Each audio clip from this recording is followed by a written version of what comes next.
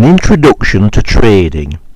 There is only one essential principle: buy low, sell high. This has been the principle since the beginning of time.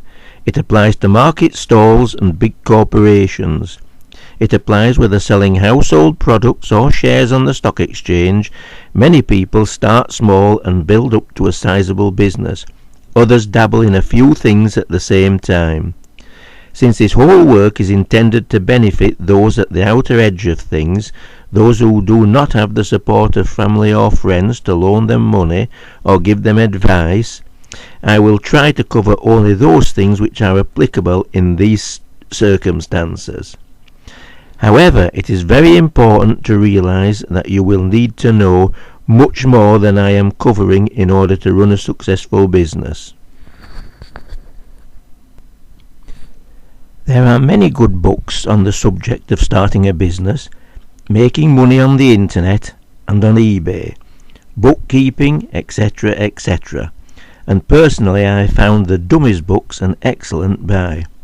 Since the advice I am offering is based on my own experience, I will leave it to the reader to adapt it to suit his own particular circumstances and times.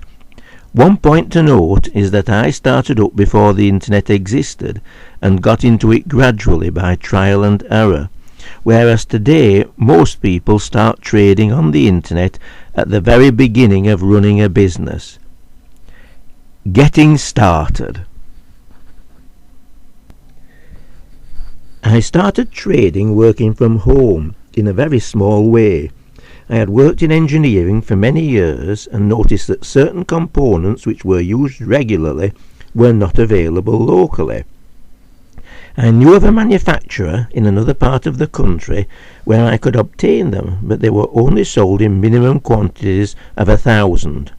I would have had to stock several different sizes, which would have meant paying for thousands of items, more than I could afford at the time.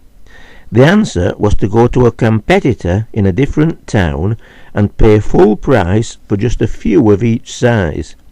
Next, a leaflet had to be printed to send out to companies who I hoped would buy from me, and then wait for results. Over a few weeks, orders started to come in, and I was able to see which items of stock were the best sellers. I was not making any money, since my prices had to be about the same as the competitor from whom I had bought the items, but I now knew that my ideas would work and was able to buy by the thousand and start making a profit. This was a system I stuck to. Even when the business got much larger, I would tell my customers that I would supply any similar items to suit their requirements. Whatever quantity my customers ordered, I would double it when I ordered from my supplier. That way I would have the item in stock the next time the customer or anyone else placed an order.